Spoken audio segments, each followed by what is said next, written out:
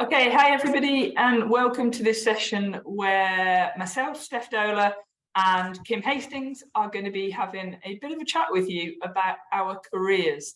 We're going to have this very informal. It's a conversation between ourselves. We will cover a little bit about sort of our education and our career, some of the challenges that we faced during that time, and some of the mistakes that we've made, and also give some advice to our OU students.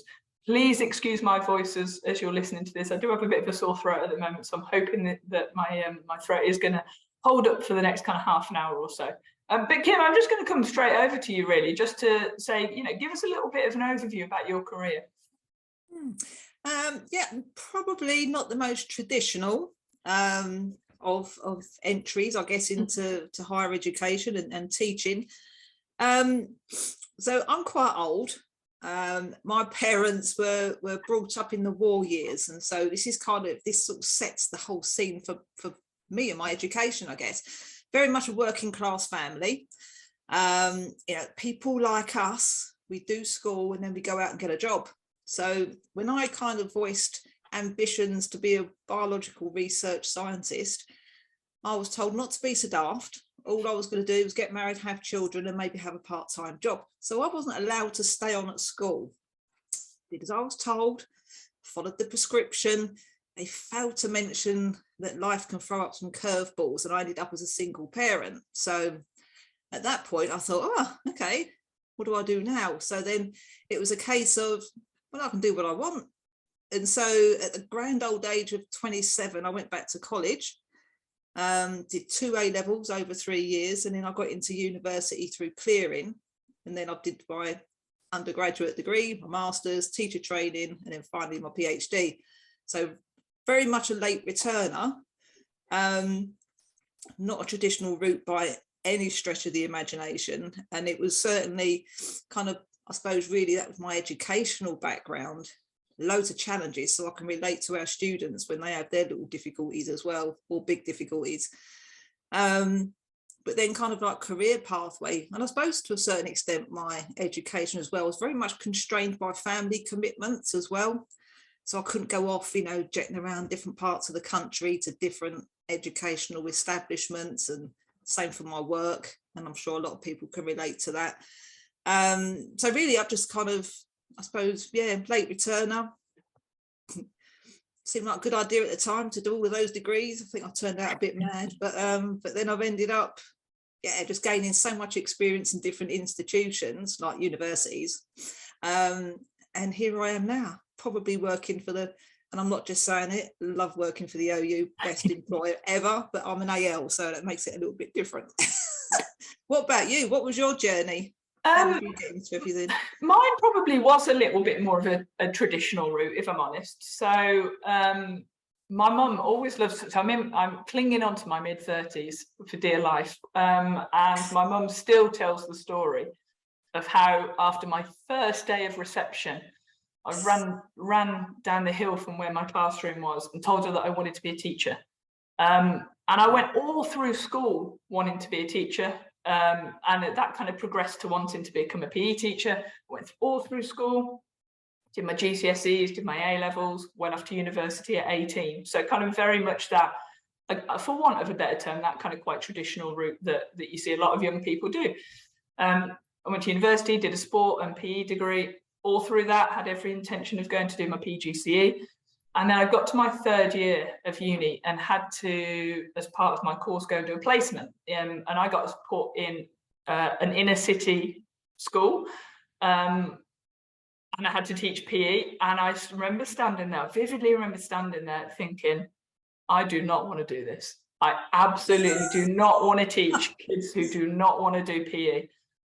And I kind of, coming towards the end of my degree thinking, what am I going to do? Because I now haven't got a clue. I didn't have a backup plan since I was 4 years old. I was going to go and be a teacher. Oh man, what am I going to do?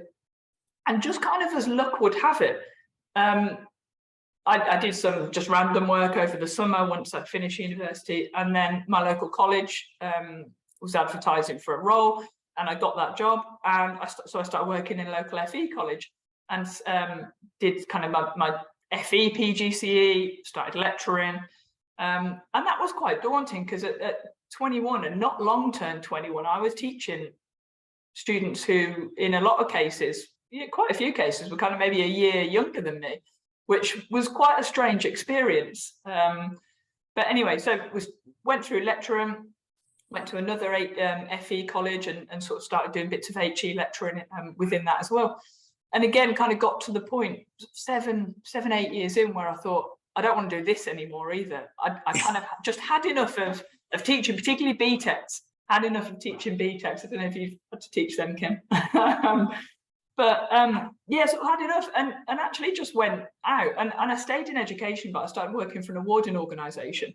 So effectively, the organisations who write qualifications and sort of accredit qualifications and so on. And I did a couple of different roles there and sort of worked my way up.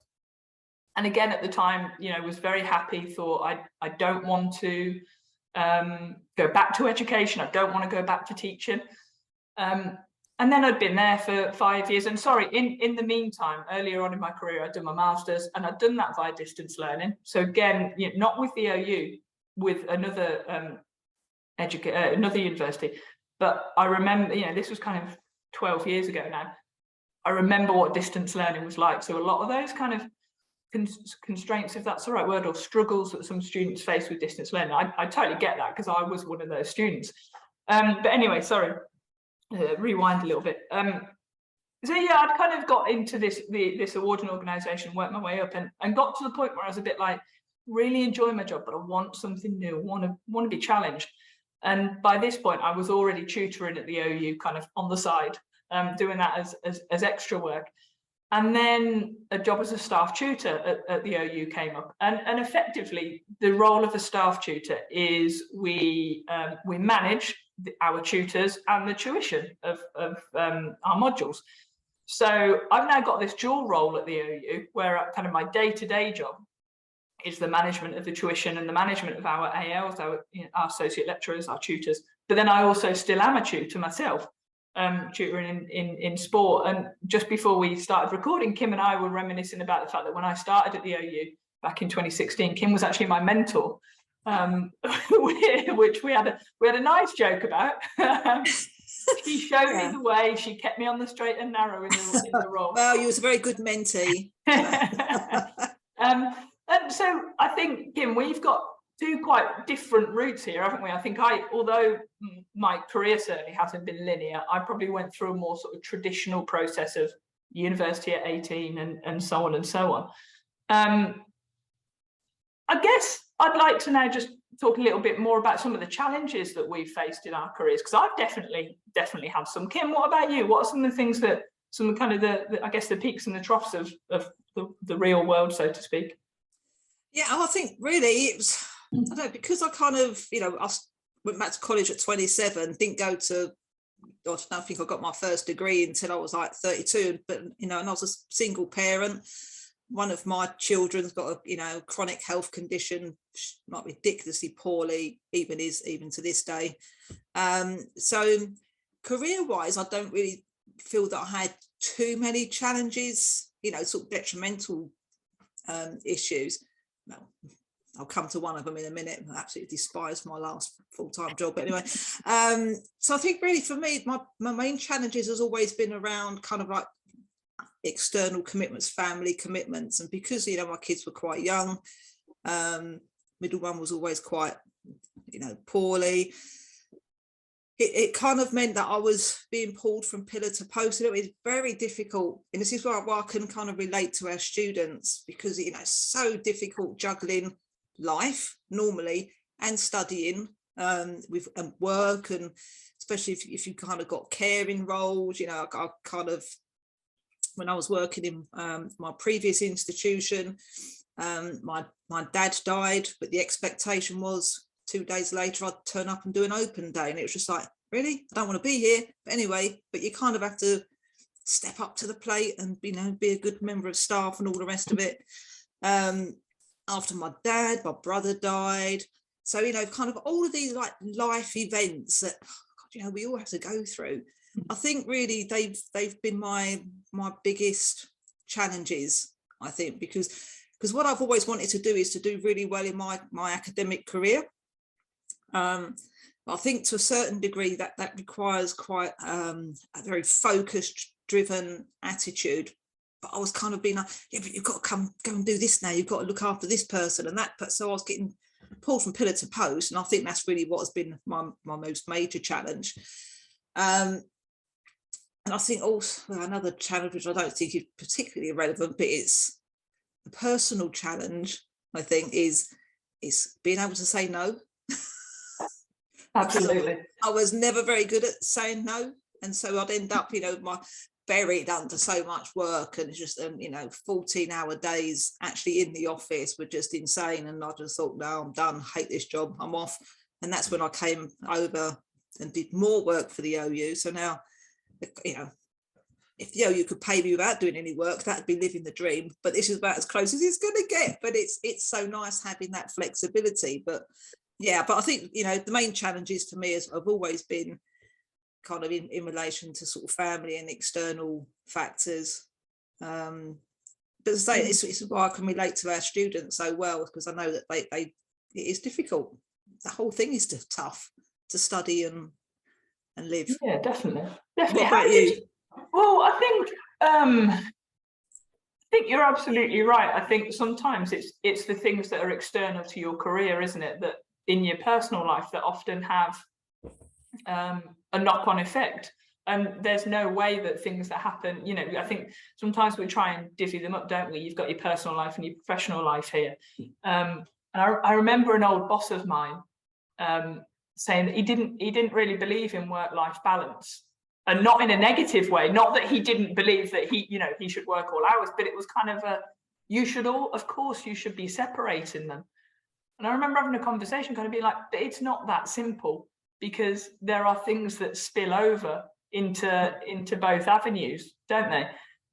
Yeah. And I think it's interesting. We're I don't know when people will listen to this. We're recording this on International Women's Day, and I think the constraints or the challenges that I think women, and I'm being a bit general here and a bit stereotypical, but I think the challenges that women sometimes have as well, when juggling lots of different demands on their life, can just make your whole career challenging. And I think, as Kim, you alluded to, that resonates with us as OU tutors.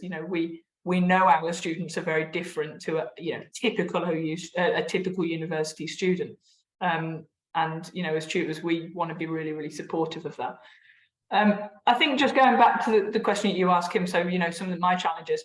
I think one thing that kind of really sticks out for me is, so I've been through, as I said, quite all over the place in terms of my employment, but at one point I was made redundant. And I actually quite quickly went back to the same company in a different role.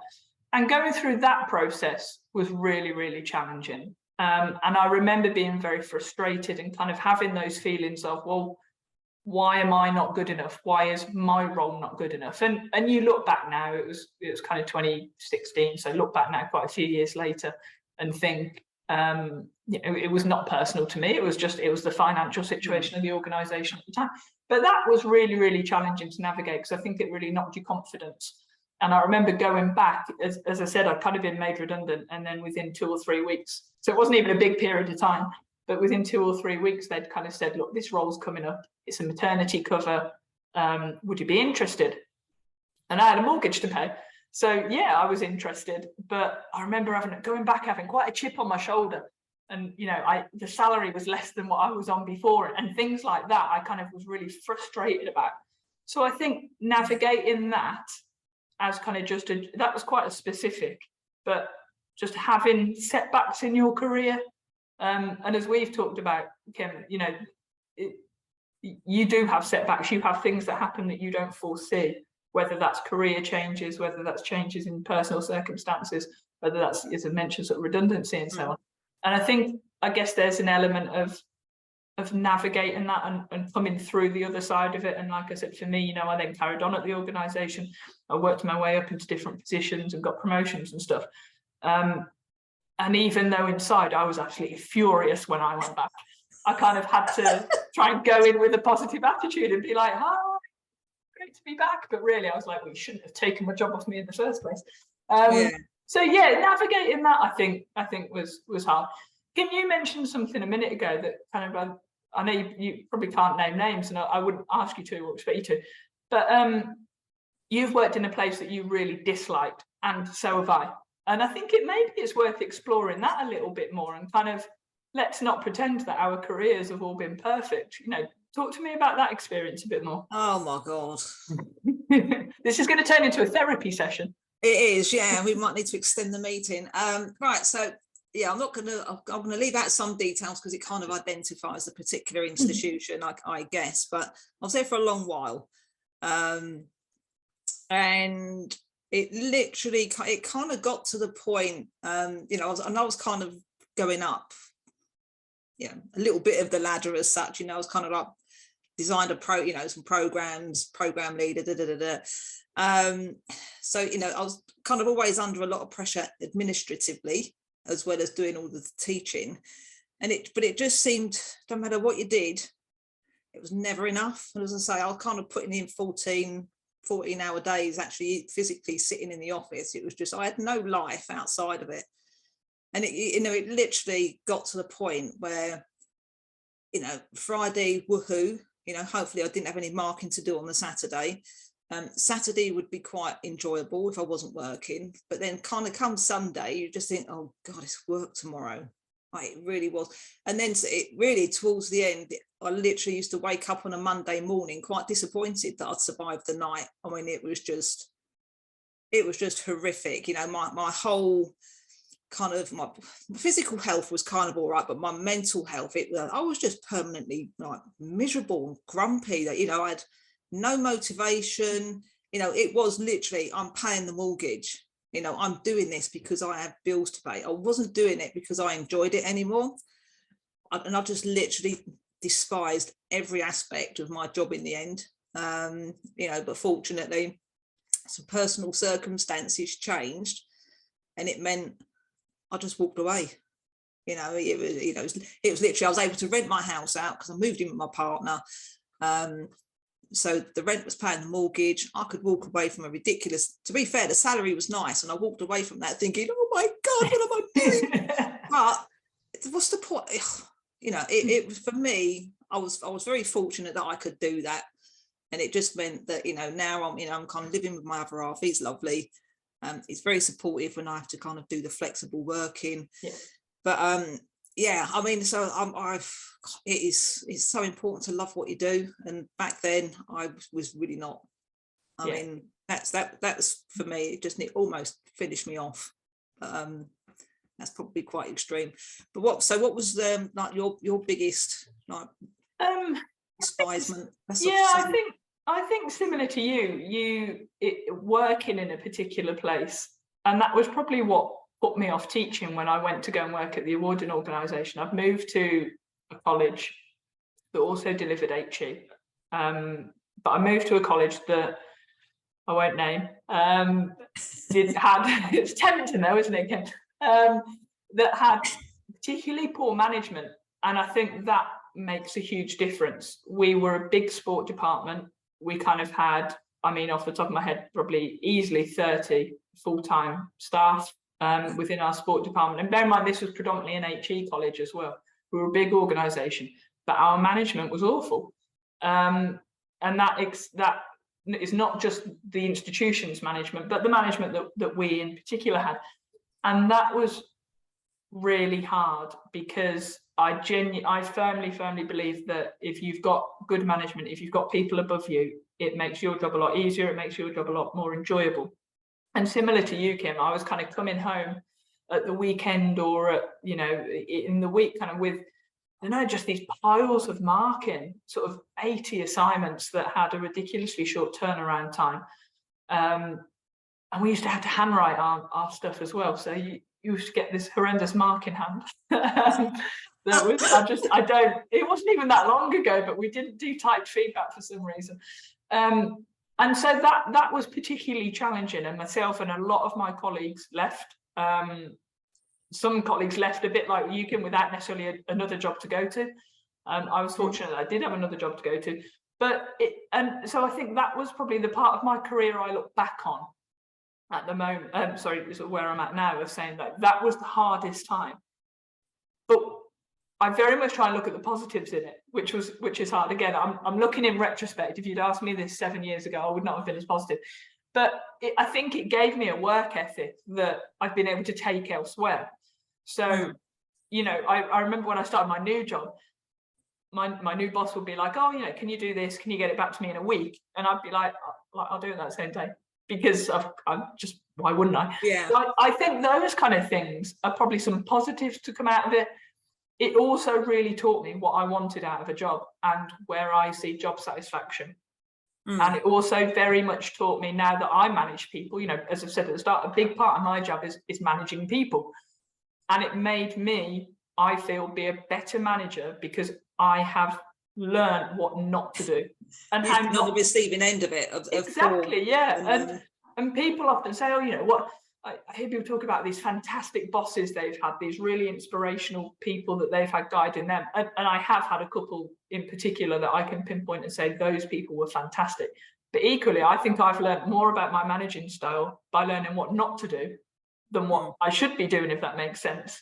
Yeah, absolutely. And plus, I think when you go through such rotten experiences, as you say, at the time, it's like, oh, awful. But then when you do look back on it, you think, oh, actually, I cope with that. And you become more aware of your coping strategies and just how resilient you are as well. So absolutely. I think you're right. I think whenever you have like a really bad time, obviously when the time is right, you can reflect back on it, and then you kind of, always look for the learning points and stuff like that, because, that's the most valuable. But you're right, you kind of learn what you don't want, and so you avoid that like the plague in future. Absolutely. And I think that extends to our students as well. I say to my students every single year, I am continuously amazed by them. Our students, when you look at what they're juggling, as well as studying, our students are just incredible. I can't speak highly enough of it. No. And I think, I will know, Kim, from the years we've been tutors, we'll have come across students who you kind of look at and you're like, how are you doing this? Like, genuinely, how are you doing this? Absolutely. I don't understand how you've got the time, the emotional capacity, the physical capacity. How are you doing? And I think similar, they a lot of our students pick up coping strategies, don't they, and sort of are able to reflect on things that go well, don't go well, and I think their motivation is off the chart. So I mean, obviously they get their bad times and all the rest of it, but to do what they do, they've got a fire under them that they must have. They're probably getting away from the jobs that we managed to get away from. Exactly. This is quite a hard question, Kim, but are there any mistakes you've made in your career, whether it's kind of really specific things or kind of just more, I guess, general concepts? Anything you look back on? I've been perfect, Steph, in my career. I didn't doubt that. I didn't doubt it at all. I think I've been made aware relatively recently, kind of, again, powers of reflection, that I've always liked to be, play the superhero. I can do this, I can do everything. And I really, at my cost. So, and all the time that you're giving everything to your employer, they're going to think, oh, thanks very much. Can we have some more? And so, they're like dementors, sucking the soul out of you. And I think, when I kind of look back, I get a bit frustrated that I always seem to put my job first. So although this isn't like kind of like massive mistake, but always putting my job first, I never gave myself time to develop professionally or personally, because I was always doing work for someone else, but I wasn't extending my own knowledge base, outside of my qualifications. I wasn't doing things that I enjoyed. And I think had I been able to do that, I would have maintained my motivation a lot longer. But because I was just kind of always putting myself in a situation where it was like, take out of me, that's kind of where I went a little bit wrong. And another thing that I was never very good at, because I absolutely hated this, but again, looking back, so important. It's kind of like networking and making contacts with people. Even now, it's like, oh, let's go networking. No, it's not. Right? I find that like really, really difficult. Unfortunately, I don't have to do that now because I work from home. Yay! But for when I used to kind of go to those sorts of events, so I'd look around people and I just think, oh, you're just trying to, you're kissing that person's backside and you're trying to climb the greasy pole. And I think I was just really unfortunate in the kind of environments that I sort of found myself. But I think certainly I could have made more contacts in maybe different environments, and then I probably wouldn't have been stuck at the job where I was for so long and being really miserable. But so that's kind of not so much a mistake, but it's something that I would, if I could, I'd go back and do a little bit differently, I suppose. But yeah, I think my biggest regret is not giving myself time to develop professionally in person. And that's kind of come out in that little research group as well, I think, Steph, is that being given time for ourselves to do something we enjoy. And never done that.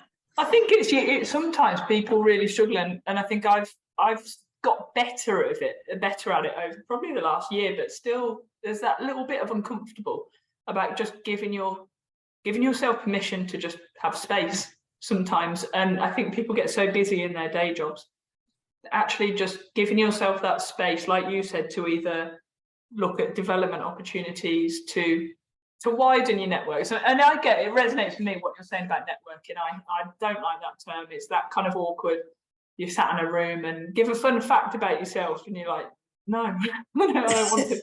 It's like the concept of speed dating. Yeah, the term icebreaker, I hate it. But yeah, it's hard, isn't it? I had this conversation with another mentor of mine probably last year, and I said I was talking to her about I hate networking, hate the idea of it. And she said, when you go to things now, why don't you try and shift your mindset? Just go and find one person and make it your objective in that session, in that conference, whatever it is, to just go and talk to one person who you've got something in common with, something interesting with, and maybe do that rather than going and thinking, right, I've got to go and talk to however many different people. Just one person who has the ability to, I don't know, for you to connect with, and that felt a lot more manageable and probably a lot less daunting for me. But yeah, no, I'm with you on that. Kim, we haven't got too much longer left, so I'm going to kind of wrap up. We've gone from talking about our careers and then talking a little bit about some negatives. So I want to really try and end on a nice positive here. What is probably the one piece of advice, the single biggest piece of advice? This is the $1 million question, isn't it? Single piece of advice that you'd give to one of our OU students in terms of their career. This relates back to something you said right at the start, Steph, but my advice would be, don't fixate on one career option. When you're studying a degree or any kind of qualification, it gives you a set of skills that are transferable. So I think if you're not too sure what you want to do with your qualifications, go career shopping. Find people that are doing the role. If you can, get some kind of work experience, which is tough when you're having to work to pay for the bills and stuff. But make connections, get the reality from the horse's mouth, so to speak. But as I say, don't fixate on something. Then that way you'll see a much broader spectrum of opportunities out there. That would be my main bit of advice. I'd completely echo that. That's exactly what I had written down, actually. I think you can tell Kim mentored me. I think, careers aren't linear. As I said at the beginning, you don't go through a traditional route. And even though I thought I was going to go through a traditional route of kind of, as I said, GCSEs, A-levels, university, PGC, teacher, that's it until I retire. It's my career hasn't been like that. And yeah, I'd echo that. Don't expect it to be like that, because I don't think careers are like that anymore, are they? No, not anymore. You're in one job or one career or one sector for the rest of your life whenever we finally get to retire.